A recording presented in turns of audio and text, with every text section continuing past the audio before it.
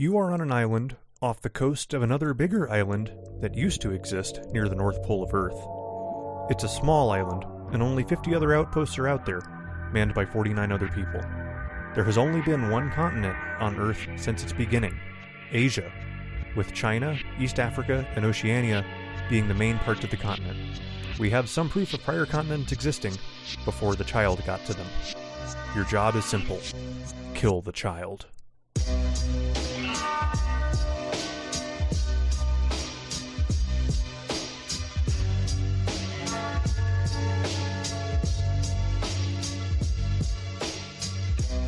In the beginning, the universe was created. This has made a lot of people very angry and has been widely regarded as a bad move.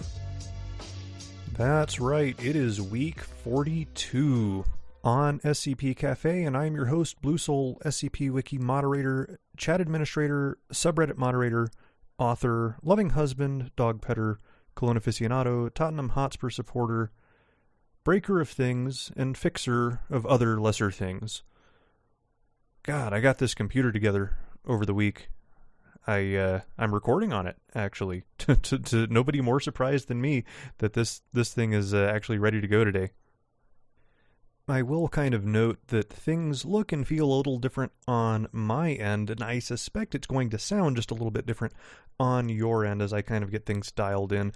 I'm using the same recording software that I used before, but I'm on Linux full-time now instead of Windows, and I have a couple of things to adjust, I think, because I think this is coming in just a little bit louder, a little bit hotter than I would otherwise like it to. This has also thrown an absolute wrench in my ability to fulfill orders, of which I have 3 outstanding. I have not forgotten about you. If you have placed an order this week, my entire production capabilities were totally hosed for the entire week. I just got the badge printer going last night. The vinyl cutter should be working today or tomorrow, so I will try to get those out tomorrow, and I will try to chuck some goodies in there for you as well to apologize for the delay. Our next seminar is in 9 days, Sunday, October 27th at 3 p.m. Eastern, writing Scary Monsters and Super Creeps, hosted by Community Outreach Captain, A Random Day. Should be pretty good. Not the first one he's done as well. Done a few of these now, and I think he knows what he's doing, and this is a good topic to get into. A lot of ground still to cover in just writing Scary Monsters. It still sells, you know? Now, for week 42, miraculously, nobody managed to delete an entry out from under me this week, so we had 12 surviving and all 12 in scope. I have narrowed this down to 5 plus 1 long boy, which we will talk about right before the 5th and final one. Don't have a whole lot else to get into. We're below 130 skips, 130 slots remaining on the wiki. It's coming. It's coming, but not just yet. So let's get things started instead with SCP-9999J, Ground Beef, by Mini-Meats. So we have an object class of Apollyon. Of course we do. Why wouldn't we in 9999J? The procedures indicate that if it's possible to contain or prevent the skip from occurring, no method of doing so has yet been discovered. So that's our reasoning for the object class. Our description is good and wordy. It is described as a multiversal metaphysical chain of events that results in the continuation of an MK-class normalcy collapse, which will eventually infect prime reality. I actually, the first thing that was going to come out of my head and out of my mouth is the punchline. So I'm not going to say it. Let's keep going. We have basically, we spend a little time in the description saying that we keep observing this happening across the multiverse, and this sort of phenomenon keeps propagating outwards at a geometric rate, and through extended observation using the transient barriers of nearby existence, telescopic array, T-bone for short, Researchers have identified the series of events that began 28 days ago that indicate the beginning of this event infecting our reality with a 98.7% confidence interval. Nice little use of statistics here. Like, what we end up having is a very goofy skip, but we're not giving that away just yet, and I appreciate that. So we have a timeline below that with on this day this happened, this day this happened. Basically, on day 0, we note an increase of 1,600% in the disappearance of raw meats and fresh meat products, which have gone missing shortly after purchase by consumers. And we're getting more and more of these disappearances. The rate is increasing and now extends to more heavily processed meats like ground chuck and sausage. And we're becoming, the public is becoming aware of various raw and processed meats levitating in commercial settings, such as food counters at the grocery store. And by day 5, raw and processed meats begin ascending vertically from their coolers and storage units at a rate of about 0.15 meters per hour. I'm not sure about our significant figures here. I think I'd have been okay with 15 centimeters per hour myself. Attempts to secure the meats using conventional means proven capable of reducing their elevation. We must secure the meats. Day 8, we've accelerated to 0.45 meters per hour, and by day 10, it's accelerated to about 1 meter per hour. By day 15, the FAA is involved. They have grounded all non-essential flights due to concerns about air traffic congestion, on account of it being so goddamn full of meat, I suppose. By week 3, members of the Bovidae family begin to levitate. Got cows floating. Attempts to secure them are met with universally violent reactions by the animals, and this affects animals sporadically, but appears to be occurring globally. By the next day, the members that are already levitating are now ascending at the rate of approximately 1 meter per hour. By this point, the phenomenon has propagated to more than 50% of the world's cows. By the next day, it's 100%. By day 25, the FAA and military have grounded all flights. By day 28, various meats and bovines begin to enter the upper atmosphere, and by day 29, we have broken the veil. The O5 Council has instituted a lifted veil scenario and convened a meeting of world leaders in order to confront the crisis. I keep having a thing I'm going to say. It's something I say with some regularity on this show, and yet I cannot, because I don't want to bury the lead. So what we have next is a transcript between the various world leaders. We've got O51. We have an unnamed U.S. president, unnamed GOC leadership, an unnamed EU delegate, a UIU representative. We have the parties all here. O51 thanks everybody for attending, and the president is not real happy. He was only briefed about our existence at all just 2 days ago and wants to know why he's supposed to believe we have any answers or explanations for the problem. We respond, we don't. That's why we're here. If someone's been telling you that it's easy or that they can solve this, they've been selling you snake oil. And to which the GOC says, nah, this isn't complicated. We just go vegetarian or even vegan in case this spreads to other stuff like fish. And the president goes, yeah, you keep telling me that, but I have to find an answer that I can actually sell to the public and calm them down, not make the problem worse. Tofu's out of the question. The EU says, we get along very well with lots of nice light salads and pasta dishes instead of so much beef. If you could, and gets cut off by the president, who says, zip it, Frenchie. The American way of life is at stake here, and I wouldn't expect you to understand, but I need you to respect that if we're going to get... Oh, I need you to respect that if we're going to get anything done. This is one of those where,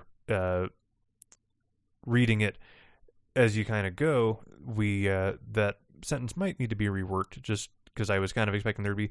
I need you to respect that if we're going to get anything done, comma, blah, blah, blah, blah. That's not what it was. I need you to respect that, meaning the American way of life is at stake here, if we're going to get anything done. This matters to people. This affects lives. Tens of millions will starve without this beef. And the UIU chimes in, says, hello, we've reviewed your materials, and I think we've been able to formulate a perfectly reasonable and cost-effective approach to the problem that will protect all of our interests.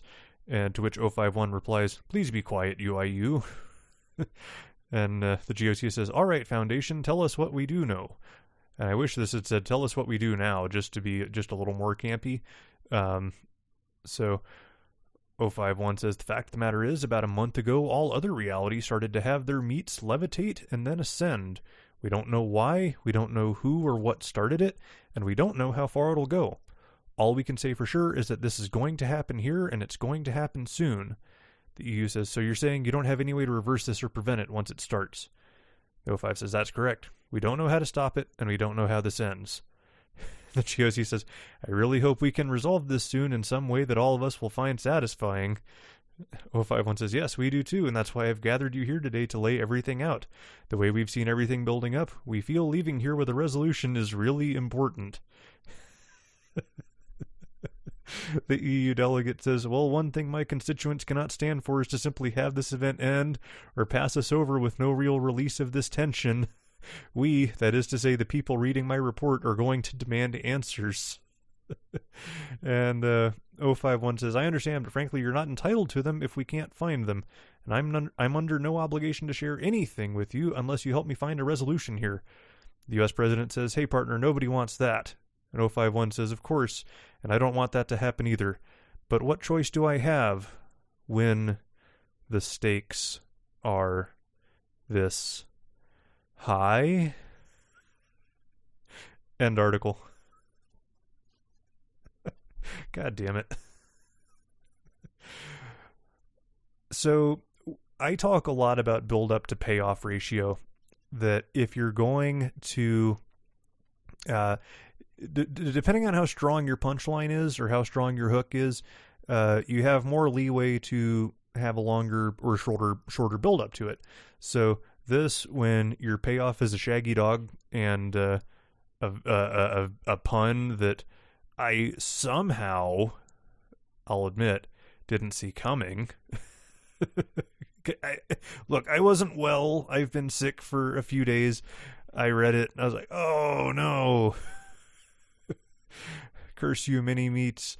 So when what you're actually selling here is a shaggy dog story and a pun, then you best not overstay your welcome. And this does that pretty well. We don't spend a lot of time, like the procedures is a sentence. The description is, 2 paragraphs, and then a table that's broken out into little one-sentence things.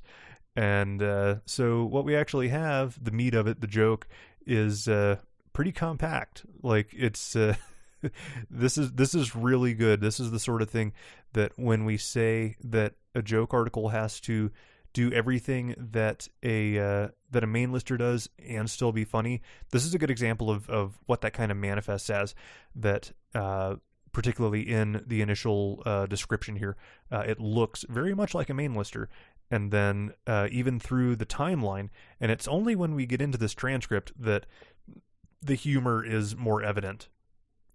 Now, here's a problem if you're seeing this and hearing me, heap praise on this and go, oh, okay, so that's a good blueprint for something to try.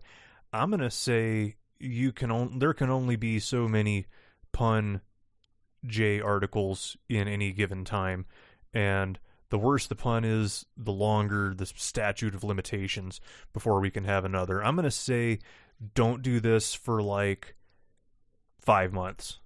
+1. Moving on, SCP-4957, which has no title because Roger forgot to give it one. I swear, go look on the Series 5 page, it doesn't have one. SCP-4957, we have an object class of neutralized, formerly Euclid. We also have an image of, it looks like a convenience store stock room, kind of looking down from eye level, and there's like little, there's packs of like bottles and cans and like little shipping containers full of them. And then on the right side, there's like some wire shelving. And it says view of SCP-4967's interior. And the procedures are that the gas station that originally housed the skip has been demolished. The Foundation Front Corporation Special Purpose Concrete Providers, Inc., has laid down a parking lot which is to be leased as part of regional revenue gathering operations. Interesting. I feel like we're not that strapped for cash that we're going to be parking lot attendants, but it's one way to do it, I guess. Whatever gets you paid. So the skip itself is housed in one of Site 77's high-volume containment vaults. No further testing is to be conducted, and description has been slated for further revision. So the description here is reasonably lengthy. It's about average size. It's a spatial anomaly inside of a freestanding retail beverage cooler. We assessed this to be a source of interdimensional portals, but we have not thoroughly mapped them out yet. Prior to being reclassed as neutralized, the temperature within this cooler remained at a constant 1 degree Celsius, and all water, beverages, and foodstuffs within it would only spoil after their printed expiration date, and this would occur even without being connected to an electrical current. Interesting. So we note further that other presumed properties of the skip were the manipulation of video recording systems and transporting subjects who entered to an unknown location after the door closed. It's not known whether or not these individuals left voluntarily after the closure of the door. That's actually a good hint to be stuck in this early. And we've not been able to yet monitor the interior. Lights shut off after the doors close. Machine-assisted monitoring only shows an empty, non-anomalous beverage cooler interior. I'm not a super big fan of that cop-out, but it's one of those that we do kind of ask that question early, so I get it, and especially with what the skip ends up doing, but it's still not one of my favorite ways to handle it, but what you gonna do? Regional agents in Little Rock, Arkansas discovered the skip after several employees were reported missing after entering it. God, is there really that much call in Little Rock for parking lots? I guess. Upon the loss of multiple autonomous drones and D-Class, our containment procedures were enacted. And what we have as an addendum, it is the only addendum in the piece, is an interview log with a Foundation doctor communicating via a wireless microphone-enabled drone, and I guess since we have no video, we can't really rely on anything but the audio, and that kind of explains why the log is how it be. And what the one thing that's not really... Oh, I see. So the interviewee here is unknown subject, and they're referred to in the context of the interview as unsub, UNSUB, in all caps. And I didn't know why the hell it was called that at first. I'm like, oh, unknown subject. I get it. So the unknown subject is, describes that they're trying to get out. Their name's Martin. Says it's dark, but they've been seeing things. And asks, how long have I been in here? The doctor says, not long, Martin. What are you seeing in there? And he says, this place is so old. Crystal Pepsi, Tab, New Coke. It's here with dust, but it's still bubbly. And the doctor asks, what has he seen, so we can try and locate them. And he says, I saw a guy in a Gulf War t-shirt with a coconut for a head, grabbing beer through the slats. All the shelves keep changing out there. It's hard to see past the drinks, and I don't want to move things. They might know I'm here. And our doctor says, Martin, you're doing great. We're coming to help you now. What else are you seeing? Says, well, there was a black guy with a mustache. His limbs were too long. He reached all the way to the back. I thought he was going to grab me. All he took was a natty daddy. God, it's so nice to hear another person. After I found the bodies, I thought this was a death trap. So that freaks out the doctor a little bit. He asks him, if he's in danger, tell us everything you've seen so we know how to prepare for rescuing you. He says, I saw guys in orange jumpsuits with ripped up lotto tickets stuffed in their face holes. It's disgusting. The only thing I could think of when I saw him was how I wished something was here to cook with. I can't live on mold and RC Cola forever. I'm sorry. I know it's horrible. And doctor says, you're just doing what you have to for survival, Martin. There's nothing wrong with you. And Martin goes, are you really going to help me? The doctor says, of course, Martin. Just stay put. And Martin says, thank you so much, sir. I just have one more thing. I think it's important to tell you. Doctor says, what is it? Martin says, I've just made everything up. This was all designed to waste the Foundation's time. That brought me out of, I snapped out of it when I saw that, reading this thing. The doctor goes, excuse me? And Martin says, yeah, it's just an endless loop that you can't see into from the outside. We've got a hatch here that lets us get out. I'm the last one out. I'm going to burn it after I bail. Oh, and all the guys you sent through here, we're going to be taking them on a cruise vacation to celebrate their not being disposed. You guys are animals, you know that? The doctor says, that's what you... Even if you're telling the truth, you're not getting far. And Martin, allegedly, says, yeah, talk to the hand. Hand is capitalized.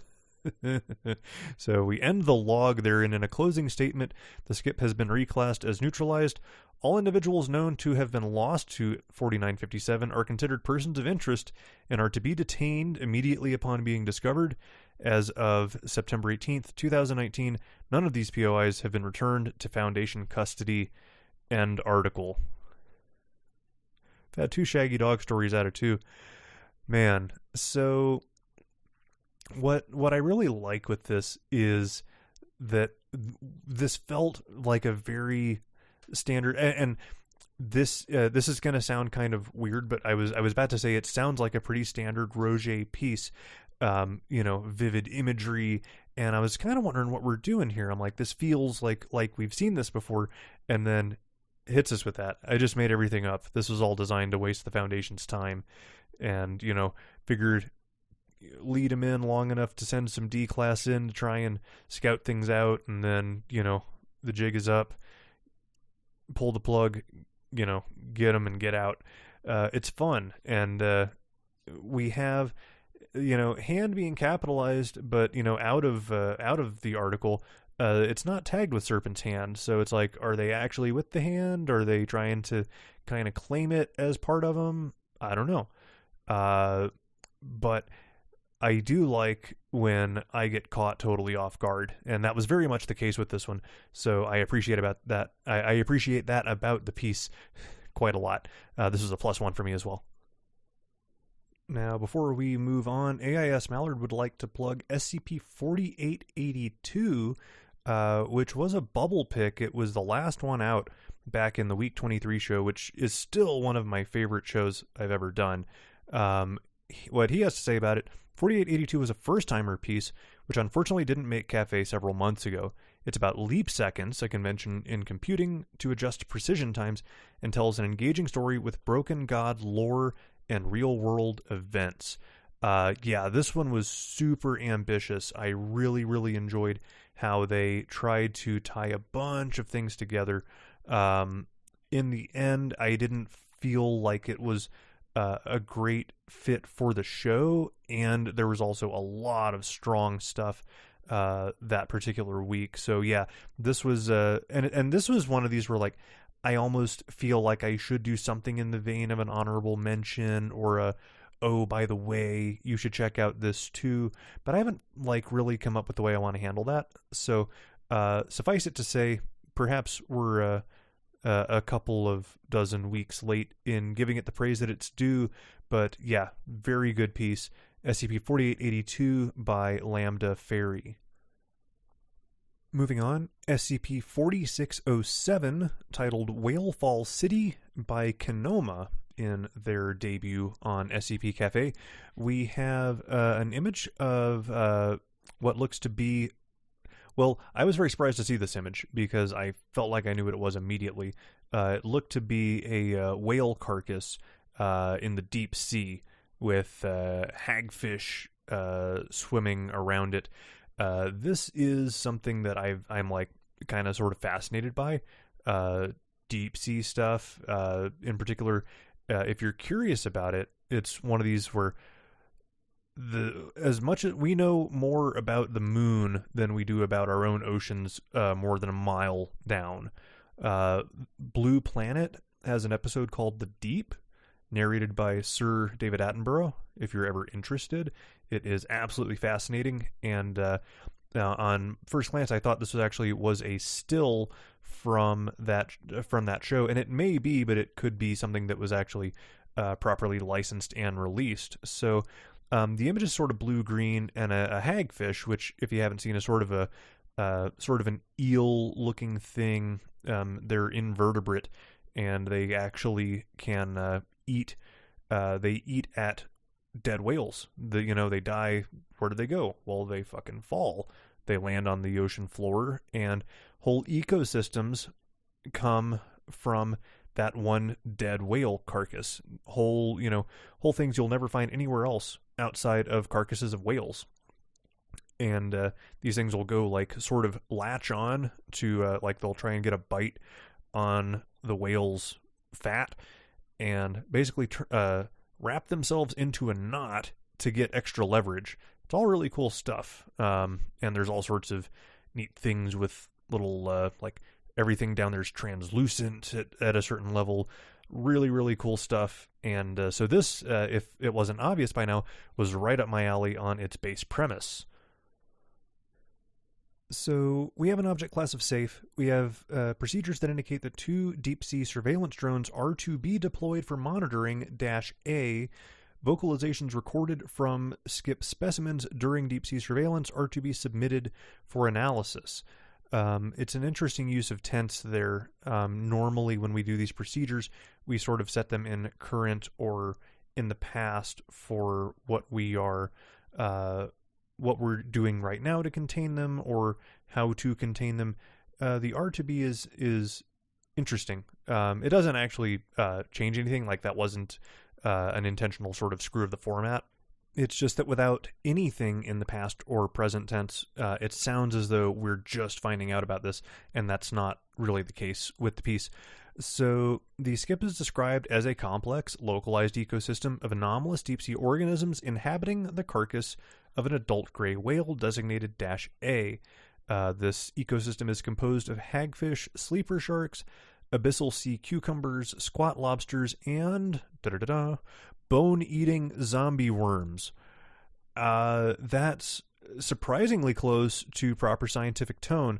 Bone-eating worms or zombie worms are generally like a colloquialism for a particular couple of species of polychaete worms.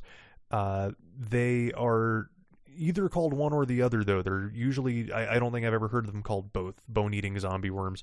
So we have to kind of mind the tone here.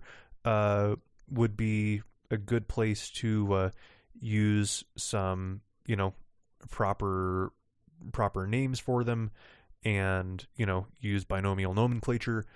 And, they're not bone-eating zombie worms, they're Osedax roseus, and footnote that to bone-eating worms, colloquially known as bone-eating worms or zombie worms, that, extract their energy from anaerobic bone-eating stuff. Yeah. So calculations indicate that -A will reach the sulfophilic stage in 8 years, and we do have a footnote there. That is the 3rd stage of a whalefall ecosystem where bacteria anaerobically break down the lipids embedded in the bones, and due to the toxicity of hydrogen sulfide, only resistant chemosynthetic bacteria survive. So that's along the right track. And so that kind of shows me like the author here does, they understand what we're kind of trying to do here. But I think we had probably an opportunity to use that more proper tone throughout this paragraph. So we have some issues with this next little bit here. SCP-4607 organisms have been observed to communicate with each other through emitting infrasonic vocalizations. Although these sounds are detectable by any standard equipment capable of recording audio, all communication attempts have failed since specimens in captivity have been unresponsive during testing. So infrasonic is a word you don't see all that often, or subsonic, generally meaning the waves are below 20 hertz, the lower limit of human hearing. And so that is sort of at odds with the sounds being detectable by any equipment capable of recording audio.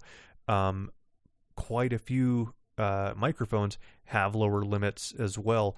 This would be a fine opportunity to sort of explain what that range might be. Like, pull something out of your ass. If it's somewhere between, 0.0001 and 20 hertz, presumably. So, and having it be like Having it be super slow, like a real, like a fraction of 1 hertz, might give some reason for why this would be undetectable under normal circumstances, why people can't hear it. Now, of course, you can say, well, they're fucking, 2 miles under the sea on top of a dead whale. That's why you can't hear them. But what my gripe here is that when we go through this into a series of logs, and the logs basically say that these things are vocalizing back and forth between each other, and the vocalizations in this first log, for example, resemble a conversation between two male individuals between 20 to 25 years of age. Now, I'm no longer in that age group, but I was once upon a time every age between 20 and 25, and not once did I speak using infrasonic vocalizations.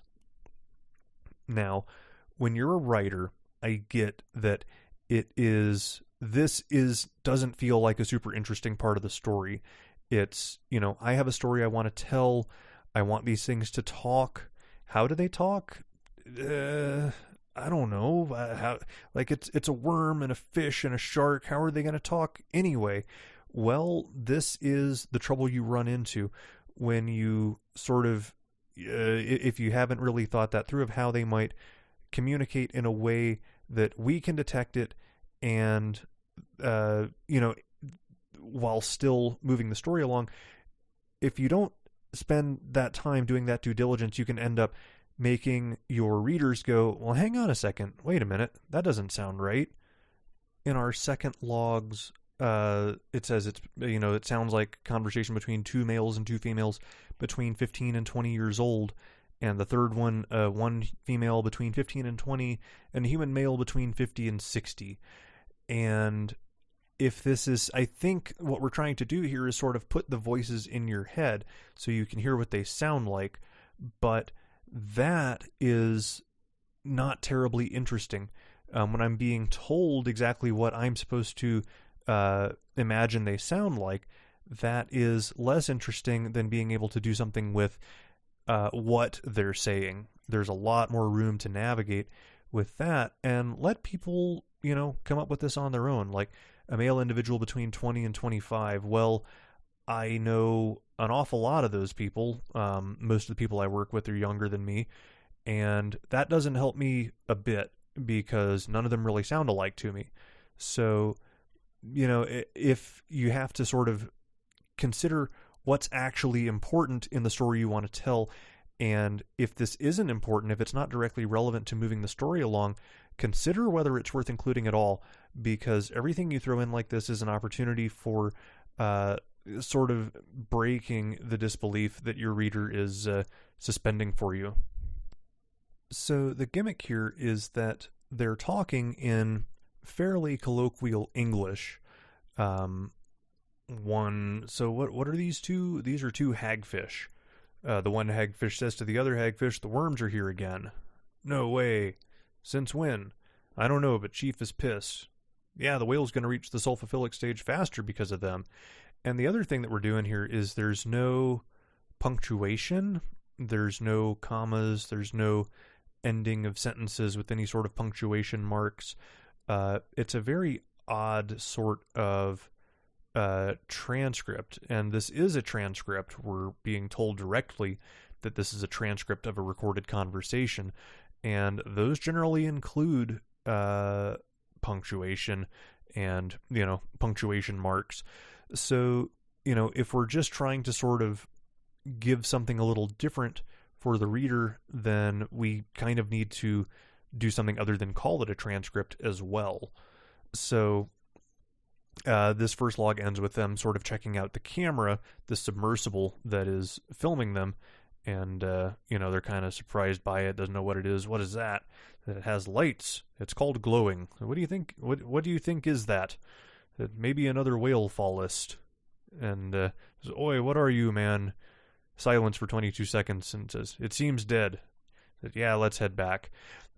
And I guess part of the reason we don't give any we don't assign which hagfish is saying what, because we don't know, because these vocalizations are apparently coming from out of nowhere. we don't, well, and you know what? We don't even really specify that, that we should be able, like, can we see them vocalizing? The piece doesn't really say at all. So I was kind of giving this a pass early that, like, well, we've set this up because we don't observe them speaking directly, but we don't actually come out and say that anywhere in here. So that's awkward as well. We have a second log in here, and the gimmick here is that they've all got sort of colloquial American names. We've got Stacy and Mike and Jude, and they're all talking back and forth, some hagfish and a sleeper shark, where one of them suggests that we attack the worms to make them go away because they're messing with a good thing that that the rest of the little ecosystem here has, and trying to figure out how the hell they even keep finding all these whales. And one of them, I don't know which, says there are like trillions of them in the oceans. So they decide to go see the chief, who is apparently a squat lobster. And somebody suggests, yeah, let's attack the worms. And chief says, are you crazy? And it says, only whisper. And apparently at this point the vocalizations have lesser volume than normally recorded. And here's where I thought we were getting into something interesting. The chief asked, for the hundreds of whale corpses we had, why do this now? Why attack them? And somebody says, it's just that I'm tired of scouring the oceans for dead whales. There are less and less of them for the past years. I'm not going to eat marine snow, nor dead wood. What are the odds of finding another whale than plastic waste? I'm tired now, chief. And the chief, I guess, says, we all are, Stace. We deal with this like we always do, but until then, just trust me. For now, try your best to avoid them. And apparently, that didn't actually happen, because one of the hagfish took it upon themselves to kind of go apeshit and start attacking these worms. And we actually do use binomial nomenclature here. This is Ocedax deceptionensis, which is a red sort of tubey worm with... they're kind of funky looking, and they do get mentioned in that Blue Planet episode that I made mention of before. So apparently in response, so the hagfish is saying, you leave now, don't ever come back. And the worms respond in Latin? So in the midst of all this, the chief shows up, and somebody says, oh shit, Stace, your pops, as though the squat lobster is the father of the hagfish. He asks, what have you done, Stacy? Stacy says, I just solved our problem. Now we have 8 years to enjoy this whale before finding another, because she's eaten all the worms. And it says, we have to go now, Stace. Catch you up later. And everybody except the chief and the one hagfish leave. And we have an update here that says, after -A reached the sulfophilic stage, Site 113 personnel captured and retrieved 20 various specimens for study, and as expected, none of them shown the same anomalous auditory properties as previously recorded. And down the road here in a black box state, all captive specimens attached with specialized audio recorders were released on another Whalefall on the Cascadia Basin. Research is ongoing, and we end the article there. So this was an okay piece that had a fair chance of being a great piece, but it has a few things holding it back here. A number of the decisions made in the writing process don't really feel like they were fully justified on reading it. We had, our best chance here at some context for this conflict of, we have fewer whales now than we ever have. I'm not going to eat marine snow. I'm not going to eat wood. We had a chance there, and then we don't really and I think we don't get the full impact because of how this transcript is formatted, and I don't think it was really necessary. I don't think it bought us anything. All it did is sort of confuse matters, because now we can't assign names. We don't know who's saying what. It's, and then so much of this is not explained, and it's not like, we sort of deal in the inexplicable on the Foundation wiki, but there's a difference between something being inexplicable and something feeling random, and a lot of this just feels random. The really common English, the, basic sort of American names, none of it really feels coherent, and like there's a plan for any of it. I think something that could probably be done to alleviate that to an extent, I don't think it would fix all of the issues in this piece, but we have this main issue of these vocalizations and trying to justify them to the reader, and then we sort of bear them out in these transcripts. We have sort of an opportunity here, I think, to introduce a potential, if you'll pardon the pun, bigger fish. If we can say that, let's say we have some piece of recording equipment that normally deals in some sort of thaumic thing, or something where we're picking up this chatter and we were not expecting to, that this is something that's normally we would normally hear vocalizations via this recording apparatus in some entirely different context. Let's introduce something where we have this element of uncertainty of, this is something normally reserved for, let's throw something out there, demons. We're picking this up with that sort of apparatus.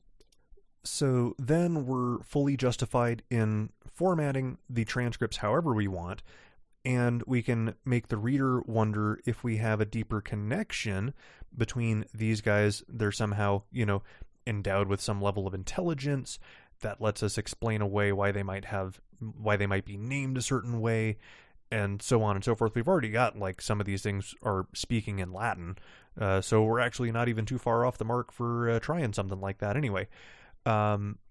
It's little decisions like that make or break pieces, and there are a number of issues. I think there's a good piece in here somewhere, but I think this needed a bit more time, and I think it is something that would have been, well, and from what I understand, this is actually, I say it needed a bit more time.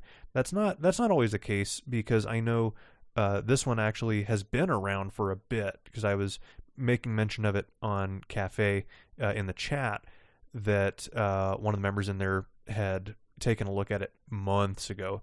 So when I say something needs more time, it's not necessarily that time simply must pass. I can promise you that does not improve a piece. I have plenty of shit in my sandbox pages that will back me up on that. But more loops, more iteration of, getting feedback, taking it to different people, and letting yourself be challenged on your core concepts. If you want to, I've seen this where somebody will take a draft and they'll send it off I know this part needs work. I don't want to I don't want to hear about that. Well, if that's the biggest issue with the piece, fix that and then let me see it afterwards. If you know that needs work right now, I'm going to be blunt here, don't waste my time with it until you've fixed stuff you already know is wrong.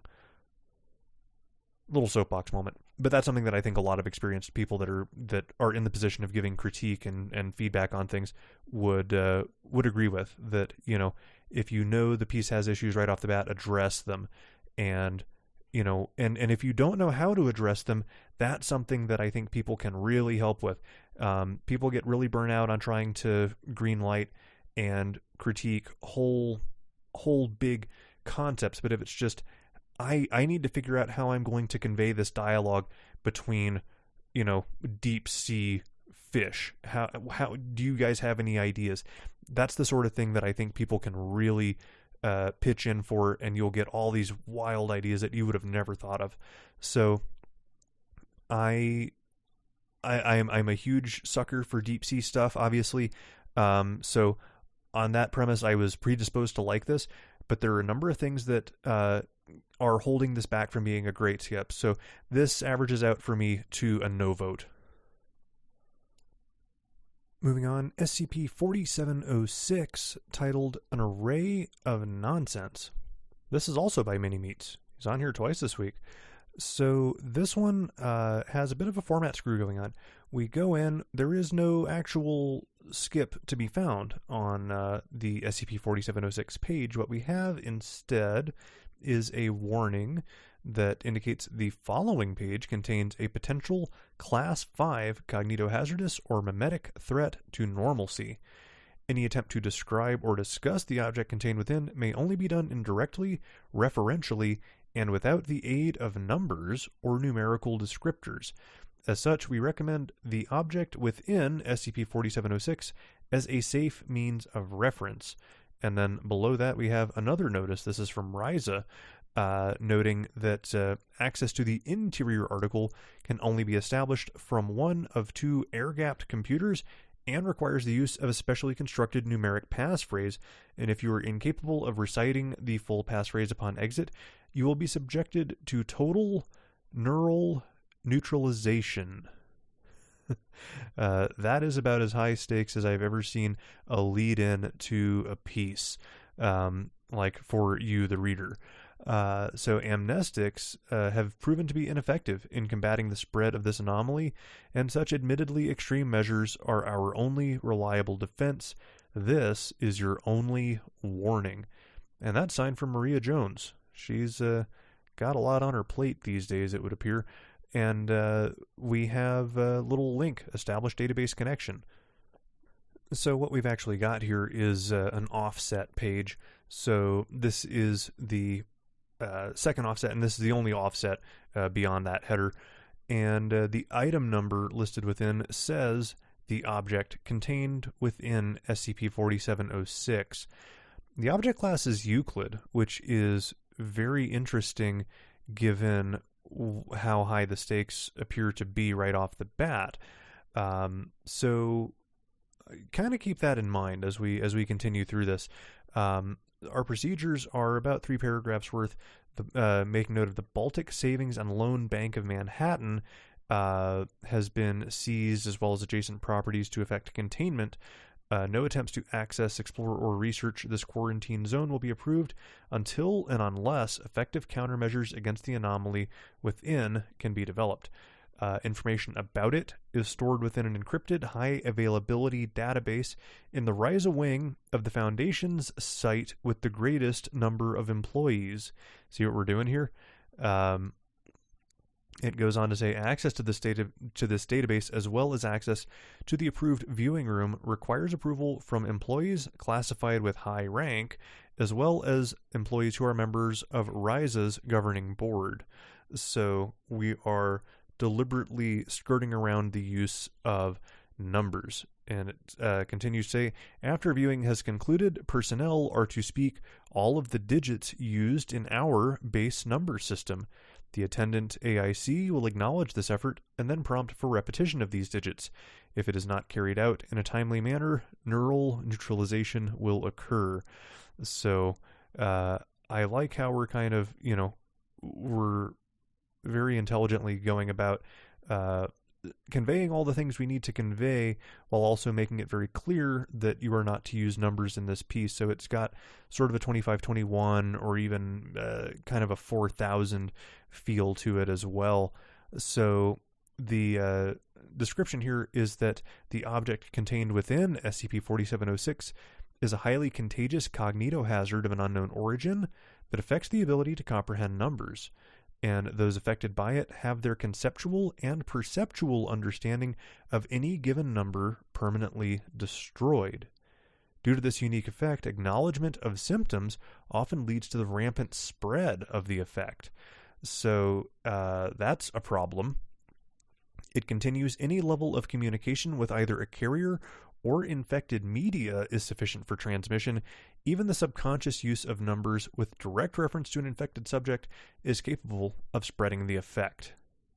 Estimating height or weight, reading numbers embroidered or printed on clothing, recalling information an infected subject refers to or implied, and a number of other potential nonverbal triggers will all transmit this cognitohazard between the host and any number of test subjects. I call the object classification into question right about here. That is when we basically come down to I don't know what total neural neutralization looks like. I imagine it's not very pretty, and if that is what we are reduced to, I don't believe this is Euclid. I believe this is something beyond Euclid. We have a discovery log that notes that from RISA that, as a reminder, it's not possible to establish a definitive timeline. As such, events are laid out sequentially, and appropriate references to external events have been made as is necessary. So this is fun. It says Dateline after the death of Princess Diana, but prior to the premiere of the Howard Stern radio show. So that is probably not going to help many of our younger readers. But that is somewhere between late 97 and late 98. And we basically note that the Baltic Savings and Loan branch in Manhattan began placing a number of bizarre trades right after the market opened for the day. None of them were illegal, but on down the road, they tried to include amounts well beyond what the bank actually had in their funding. We find that they tried to contact the bank's local office. That was unsuccessful. A foundation asset within the banking industry attempted to visit them in order to figure out what's going on, and after doing so, they referred the matter for immediate investigation. And let me say, an MTF unit colloquially referred to by the name bank robbers. They were assigned to this matter. So, they do have a typical MTF designation, but due to the context of what we got here, we cannot refer to them as such. So we're just going to call them bank robbers, kind of by their more common name. So we note that we have body cam footage, and it's been transcribed, summarized, and then destroyed to better protect the expungements that we have placed in it. So all of the links that we're going to sort of to protect everybody, I guess. This is a fairly lengthy little interlude here. This body cam footage. Upon entering the lobby, the cameras pan to reveal expunged people. Presumably, we had a number behind that expungement in various places throughout the room, looking at pieces of paper with expressions of fear or worried. One of the agents goes to a teller counter. A woman in a light blue blouse is scrawling frantically. He tries to get her attention, but is unable to do so. She changes her position such that her scribbling is visible. She's bewildered. She's muttering something incoherent, and we note that we can see the camera notes that what we're looking at is a deposit slip. It's partially filled in. The woman is drawing her pen over the slip over and over in a circle, and she has done this so much that the pen has pushed through the paper and has begun to run a groove into the counter beneath. And the woman says, "What's my account number? I can't remember what comes next." And she stops this, rhythmic sort of circling just long enough to say that, and then she goes right back to it. We note, as we keep going through the lobby, there are a number of near catatonic subjects and a number that are responsive but totally incoherent. They go down a dark hallway. There's no movement down that hall, but the floor is littered with papers and upturned bankers' boxes. There's all sorts of purchase orders, financial records, and so on as the MTF goes down the hall. The content of the documents don't look right, but the MTF doesn't appear to notice this. And one of them says, "What do you make of these, Chief? I can't make anything of this out." Hands the paper to one of the other guys, takes it, looks at it. "It's not, sir, just looks like a pretty standard perch." And, has to kind of snap out of it as one of the other agents says, "Snap out of it. You drop your guard for just expunged," presumably 1 second or 5 seconds or something. Says, "I'm not going to lose you to a bank statement, so snap out of it." And this feels like, as I'm reading this, very similar to what we were doing about a week ago with the danger of the loops in, what was that? Sorry, not last week, week before, SCP-4382 in Tropic of Holwick. Got some of that feeling with this action log that, we have what should be very trivial things, very minor things that are actually the most dangerous of all. And with that said, the MTF kind of gets mulched here. They can't really function, and this log ends with 2 of the agents intermittently opening their mouths in an attempt to speak, but failing to produce any words, as they have totally, basically lost their ability to reason out numbers, and they just keep sort of in this cycle of not being able to say anything, and this continues until their body cams run out of power. And we have a second little set of logs here that says video log amendment, that a partial log was recovered in several segments from Agent Higgins' body cam. The camera itself was recovered from just outside of the executive suite, identified in the previous log, although Agent Higgins' body has yet to be recovered. That's not good.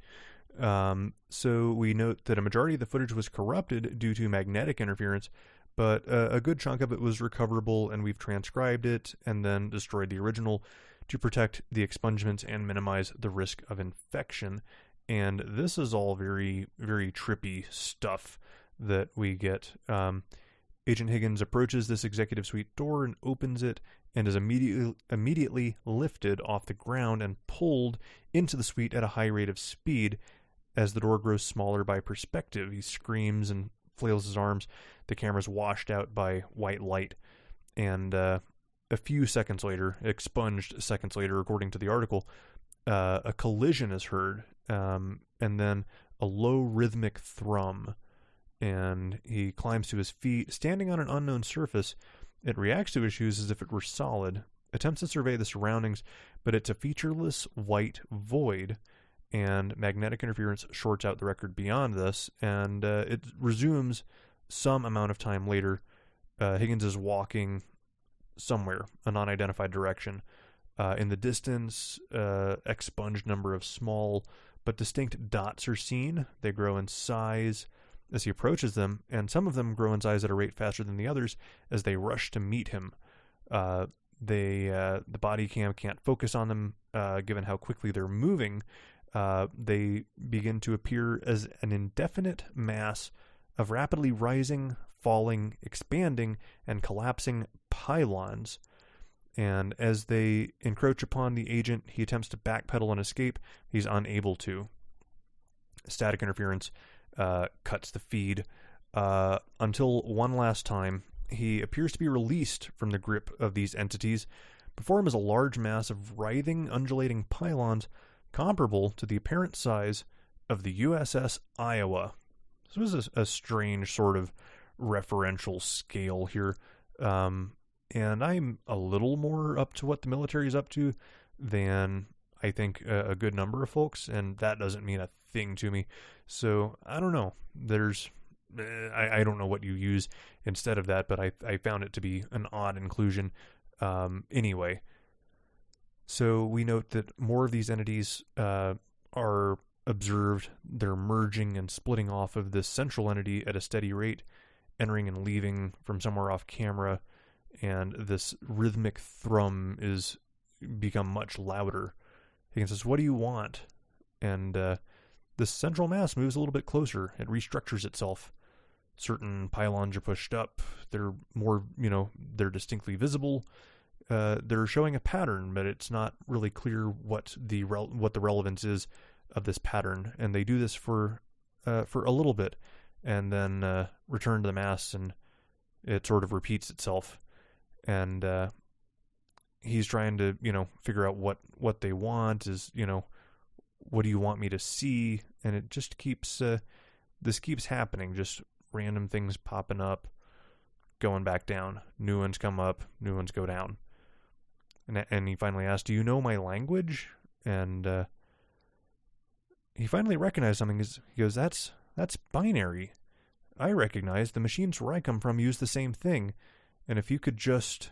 And the thrumming noise at this point dramatically increases in frequency and energy as the large mass orients again, forming expunged, expunged, and expunged. And the agent collapses, gripping his ears or holding his head, and says, I don't understand. This thrumming dramatically increases yet again, reverberating such that the body cam's housing breaks down and the device fails. End log, end article. I am afraid I am too dumb to help you understand what happened here. This is one of these where the imagery is all really cool. We have something, going on with sort of the nature of random numbers, but I've had a few days to think about this one. I still feel as though I'm missing something fairly significant about it, and that is not great news for the show, but I think it's still valuable feedback to the writer when, say, however obvious you think you are with something, you might need to be a little more obvious than that. It hurts when you have to do it, but I'm not sure what I just experienced. I'm not sure what I just dealt with in this last little log, what this, what any of this means, or how we just have, we have this cognito hazard, but this appears to be quite a bit more than that. We've observed it as such, and a few things in here don't quite come together in a way that I fully understand. I'm very much on board with it from just the nature of how we have approached the way of which we cannot speak of certain things about it. The discovery log with the MTF first kind of going in is well done, and provides some pretty good horror there. But I'm thrown for a loop by the end, and that's a little sad because this feels really well put together, and I feel like I should be able to put it together of what we just experienced, but I don't think I'm there, so it takes away from the piece a little bit for my enjoyment of it.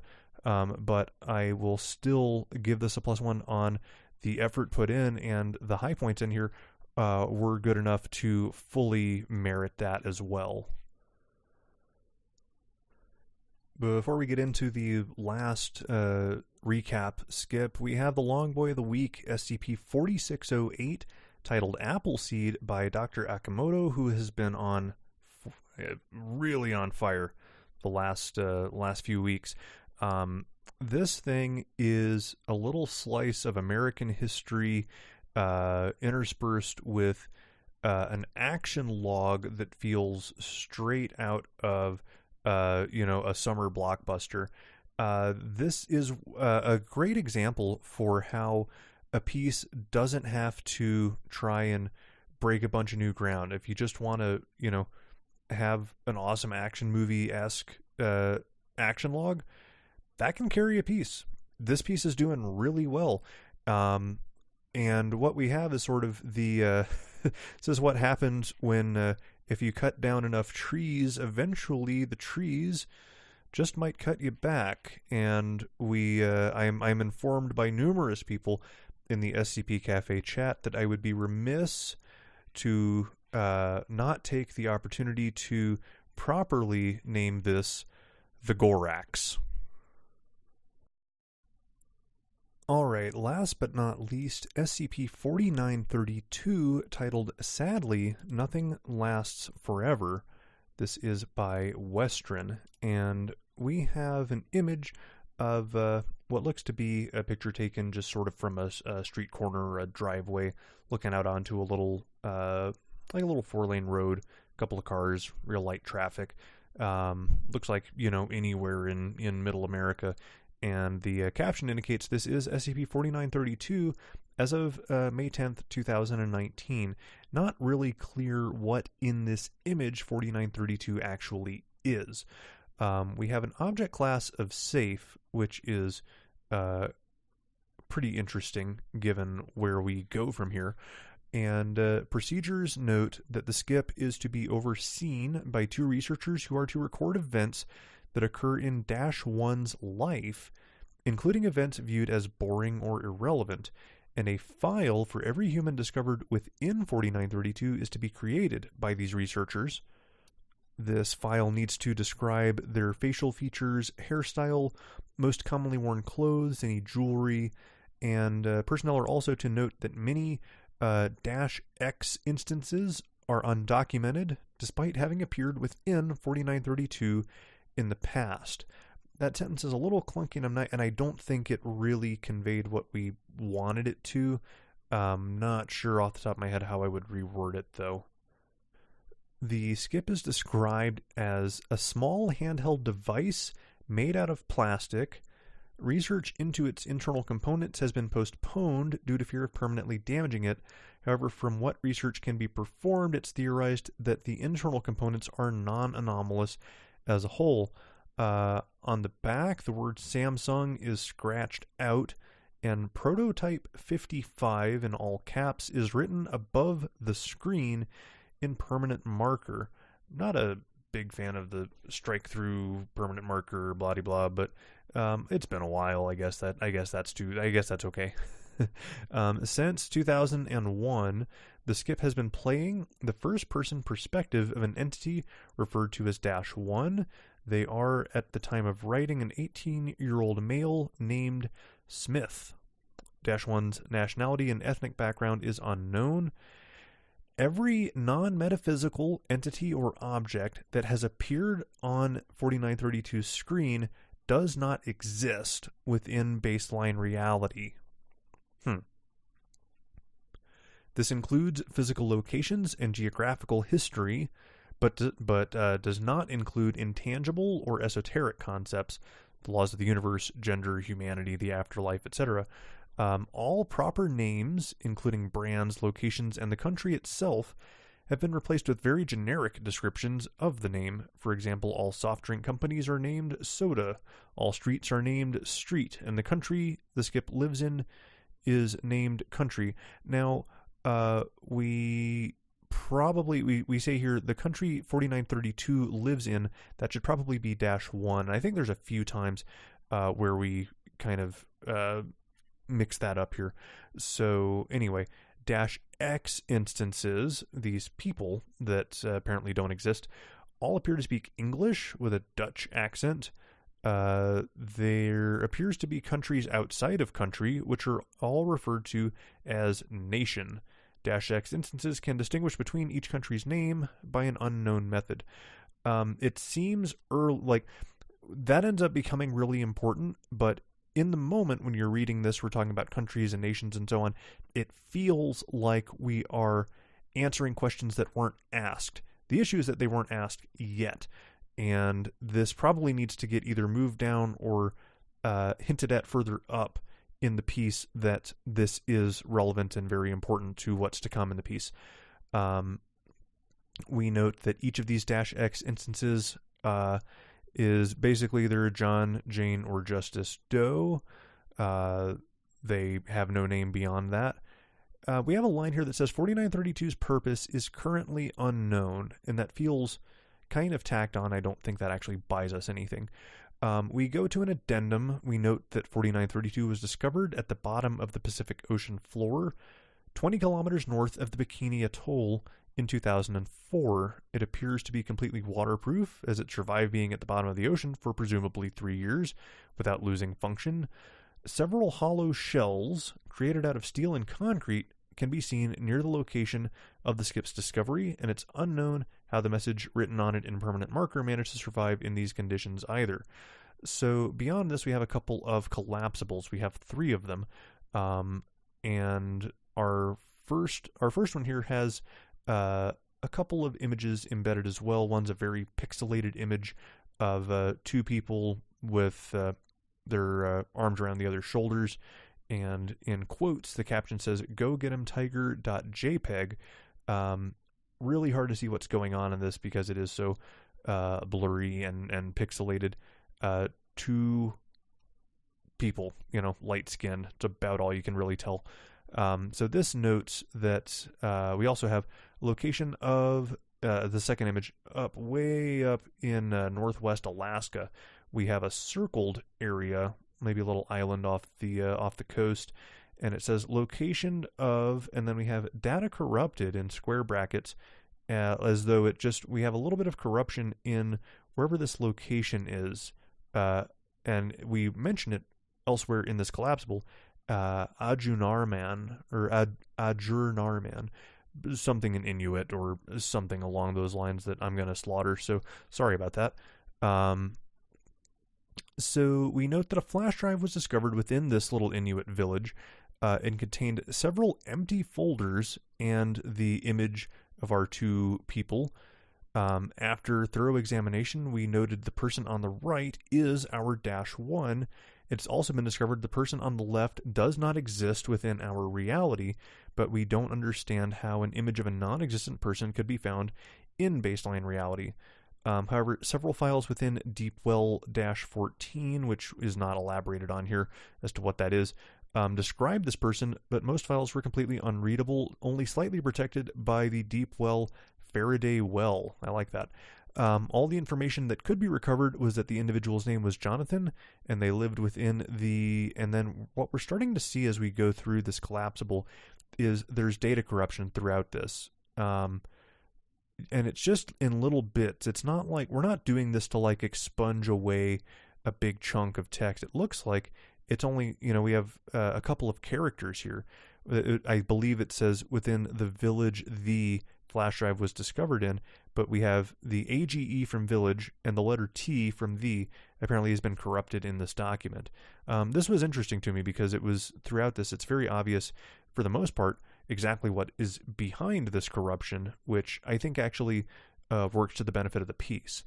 So we note that several individuals from this village were questioned regarding the existence of Jonathan, and out of 95 people in this village, only 7 remembered him always in the form of very vague memories, and they described themselves as either being very good friends or a family member, and but they can't remember anything beyond his first name and maybe his favorite food, which they described as fish. go fucking figure.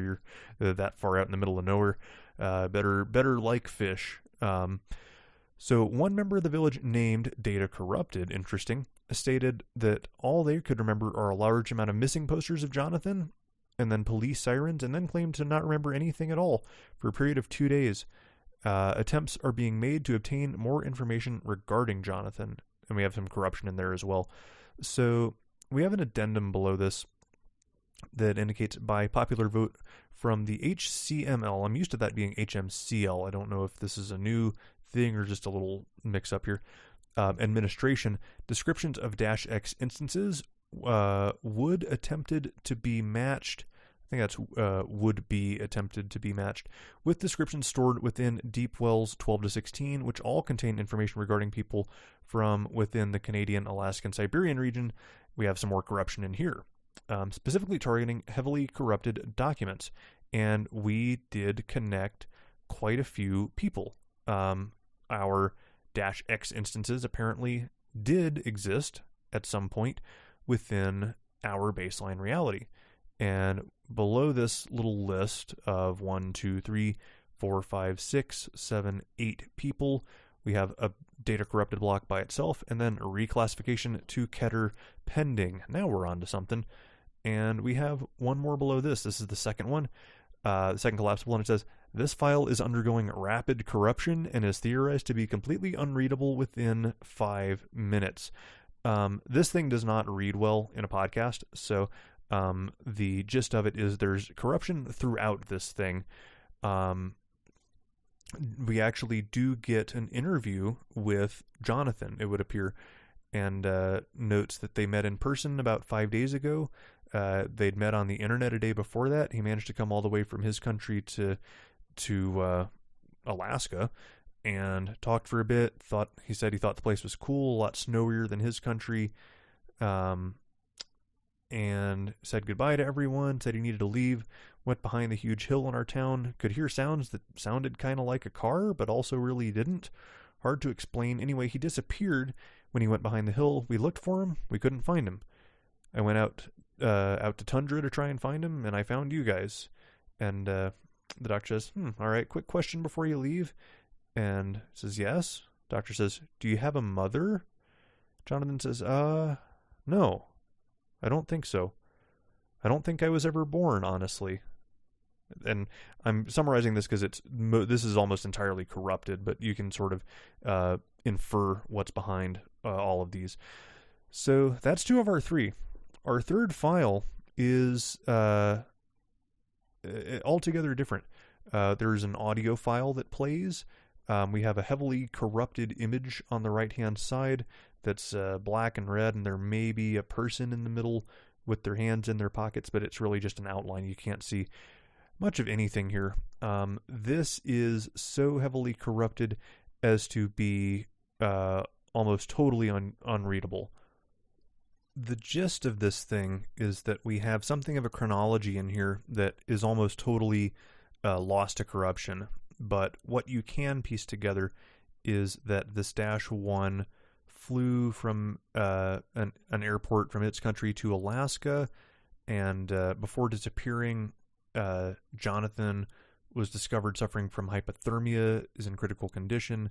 We have some corruption. An isolationist island nation off the coast of California, and then 17 nations that were affected by 59 states in the United States, and sudden displacement of approximately several trillion gallons of water within the Pacific Ocean South, 27 million years of culture destroyed, causing several large holes within causality, proving it isn't perfect.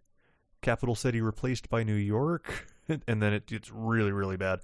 And then we have like a note here. Gradually, depending on its size, for example, a car disappears within several days, while an entire corruption, 5 months corruption, have decided to abandon corruption, contain, protect, 05 corruption.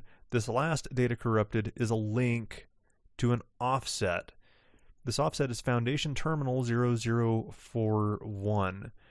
And this has a nice little thing where please look inside hole on top of terminal, ocular activity detected.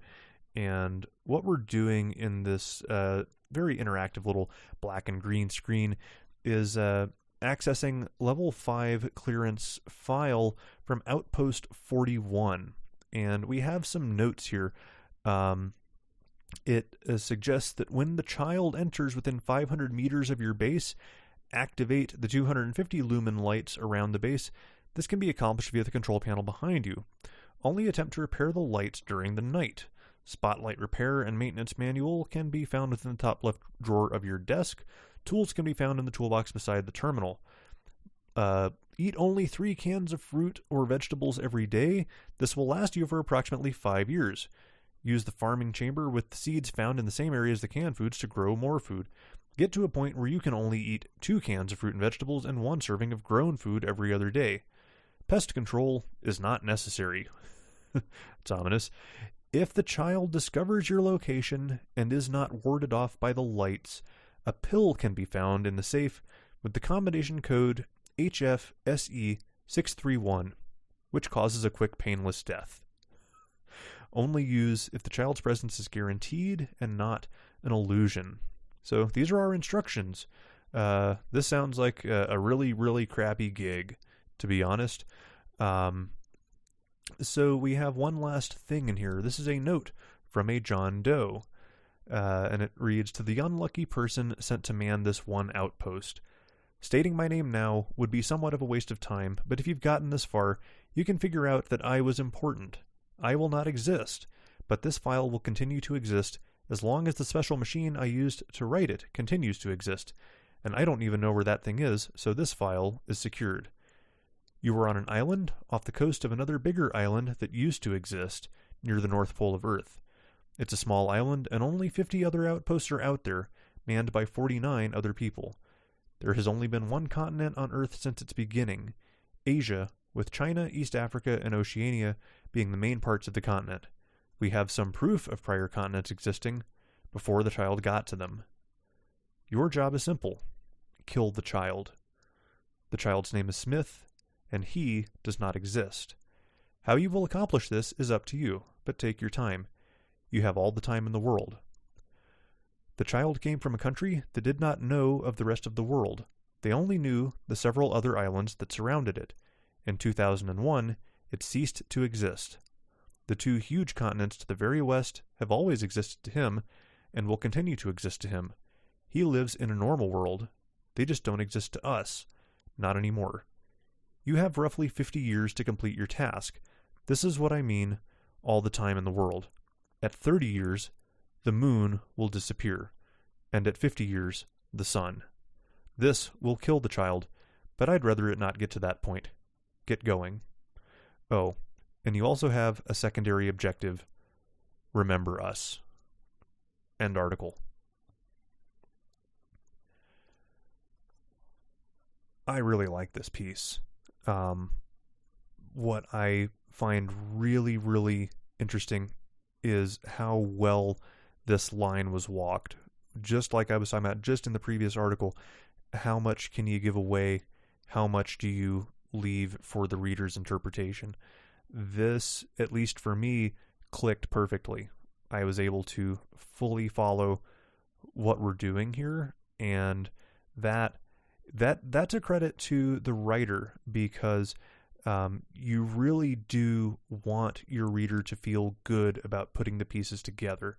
I think it's something that people don't necessarily even give a lot of attention to in their process, and when it's done well, I think it actually really elevates a piece. When you take the time to lay the groundwork early and leave enough hints that seem cryptic on their own, but when you have the full context, you piece it together, you are even more impressed with it than when you began. And that is, I think, a sign of real excellence. Western has been really, really improving as a writer just since I started this show, just over the last year or so. I've seen huge strides in the quality of the writing. This, I think, is their best piece yet, and this is a very enthusiastic +1 for me. And this is, I think, fairly underrated right now. This thing is only at +37, +38 with my +1 there. Really interesting to me that's all that it's managed so far. The little terminal thing in here is pretty, and I think it makes sense for what we've sort of explained before it. If I had to point out anything I might like to see done differently, it would be perhaps a little more, when we talk about pace, maybe a little bit more build up, because the action and the stakes rose very dramatically pretty quickly, and that's one little thing. And this is still a very good piece, don't get me wrong. That's probably the one thing I would say is let's give it a little bit more time to let the reader kind of understand early that things aren't exactly, as they seem. And we have a couple of things that we have sort of hinted at, but I think we hinted at them a little too early for them to really mean anything, because we don't talk about losing nations until we're at the end of this first page.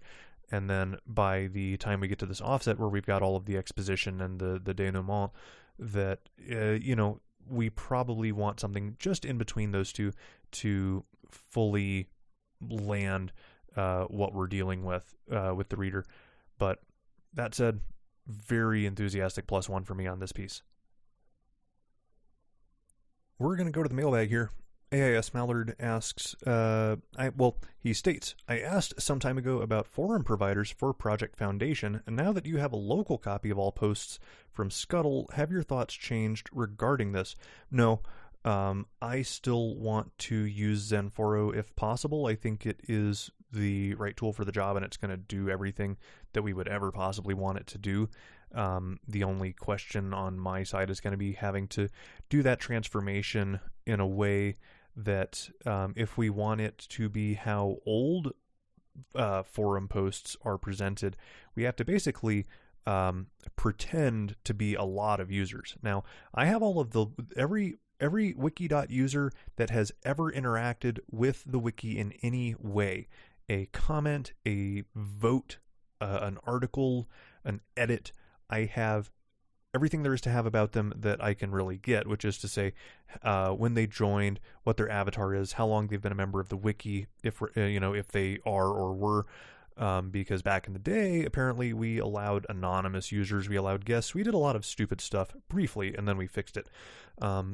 So we've got to account for a lot of edge cases, but that's nothing new, particularly when you're doing an archival thing like this. And honestly, if people are, if we really want to, if we're just focused on archival, then we've already accomplished that. I can restore that out in as close to a format as it exists currently, which is ultimately, the big sort of responsibility you take on when you do an archival project is get things as authentic as possible, store as much of that original data as you can, more than you even think you will ever need, because as soon as you neglect to collect a little piece of data and then you lose it forever, somewhere down the road you're going to find the perfect opportunity to use it, and now you don't have it, and you had the opportunity. He also asks, what's your least favorite color? And I'm not sure. It would probably be somewhere in like an ugly yellow or like a really obnoxious pink. Take your pick out of those two. I'd be pretty confident in those. That's it. We're out of here. Week 42. Dedicate to Douglas Adams. Feel like we really need to. Week 43. Hopefully get started a little earlier. Get it out a little faster. But I had a lot of fun with this one. I think there was a lot of really good stuff this week, and we're getting close. 5K Con's coming. You know it. I know it. Everybody knows it. When I hear something, I'll let you know. Please do the same for me, should you happen to find out before I do. So we'll see you in about a week. Keep reading, keep writing, and I'll see you on the other side.